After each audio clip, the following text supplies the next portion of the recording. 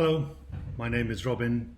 I'm a teacher and a co-director at the Multiple Intelligence School, which is a primary and secondary school in Suva in Fiji Islands. And what I wanted to showcase to you today was basically what it feels like for us to use Sutori. So what we try and do is we try and give our parents and children ways to access the material that we need to use over the course of the term. And here we have a pretty simple setup here where we're going to different classes. We call them pods.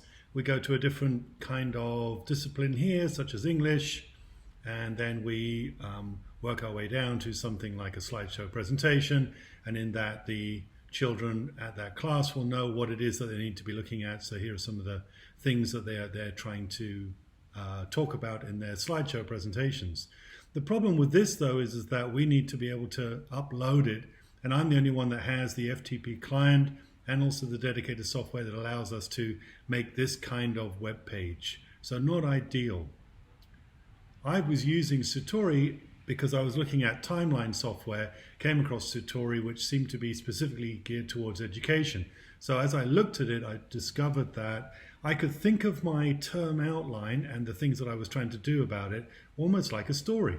So here we're going through and we're looking at the different weeks, and then basically we're trying to get to the idea that one week is a chapter, and then we get into another week here and we're going into the next chapter. So this is how I was trying to think about using it. What really impressed me about Sutori was just how easy it was to use, and then visually how gorgeous it looked. So just the idea to be able to color your little text box in, to incorporate pictures that you found on the internet, to be able to even create things like quizzes here to try and figure out what was going on, to quickly incorporate links to other parts of the web. Just really impressed me. And so what happened was that during the time when we've had this COVID-19 pandemic and it's being forced all of everyone in Fiji to be locked down, all the schools were shut, but we were able to continue with our online presence. But what it did mean is that all our teachers who were not so tech savvy and were not so interested in doing this kind of stuff as I was, had to be upgraded really quickly. And so what we did was we got everyone up to speed with Sutori. One of the great things about the ability to do that is the fact that we can actually share stories and we can co-create the stories that are there. What I wanted to showcase here was a common learning resource that we've got up where some of us can contribute to some of the things that are going for each of the students in the particular classes. So we're able to see this here where I can actually cut that particular shared resource page right into the actual page of the individual class, so it's something that everyone is able to access. So we thought that was pretty cool. This is another example of a shared resource where we're trying to put together something about trying to teach our children how to read nutrition labels, so we have to know a little bit more about nutrition. And again, just the ease in which we can put this all together and relatively quickly just made everyone very comfortable in trying to put up their own classes.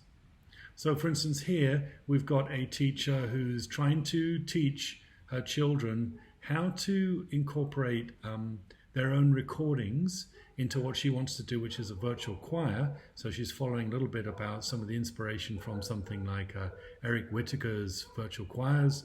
Look it up on TED Talks if you've never heard of this amazing guy and his virtual choirs. And so what she's done is she's quickly managed to showcase what the song is. She's recorded with her colleagues a high harmony and a melody, and then she's getting the children to upload their own versions on their own Sutori pages, which she can then download and then use an appropriate piece of software to combine all that together.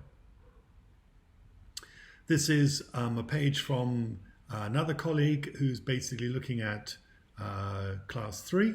And one of the things that we found was that by looking at YouTube videos, we could choose videos that could help us to look at certain aspects, which in this case is what the solar system is.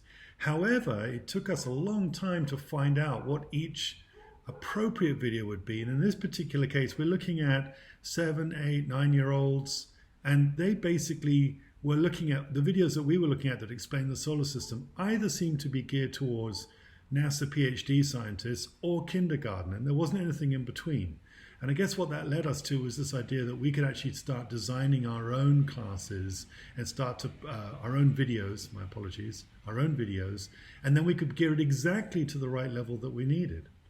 And one of the people that's been doing that is very successfully has been Jeanette, who's another of our teachers, who's incorporated here her own little introductory videos, and then she's recruited another teacher, Tavita, to help out with the dance video.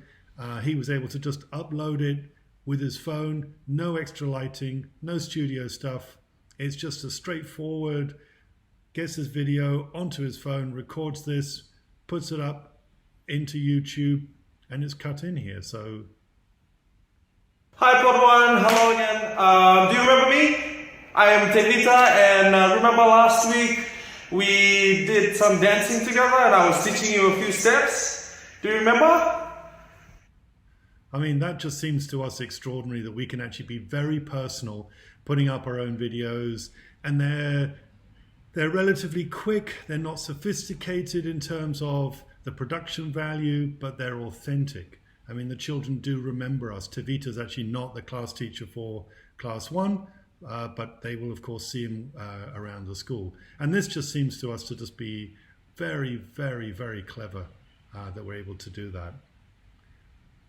And the last thing I wanted to showcase was when you have children that are especially younger and you're trying to get them to give the work that they're doing in a way that is not overloading your email box, why not have them create their own Sutori story, and then basically they can upload. So given that our friend Maui here is basically not that sophisticated, doesn't know how to type yet, doesn't know how to program, but hey, his parents can take pictures, they can take videos, they can upload it on his own personal story. That can be very private, so it can be locked down so that you don't get kind of weird people around the internet looking at this particular story. It's only the people that he invites. And then we can basically put some comments in here and you know, give some feedback for the children, which particularly in the time of lockdown just seem to be really extraordinary.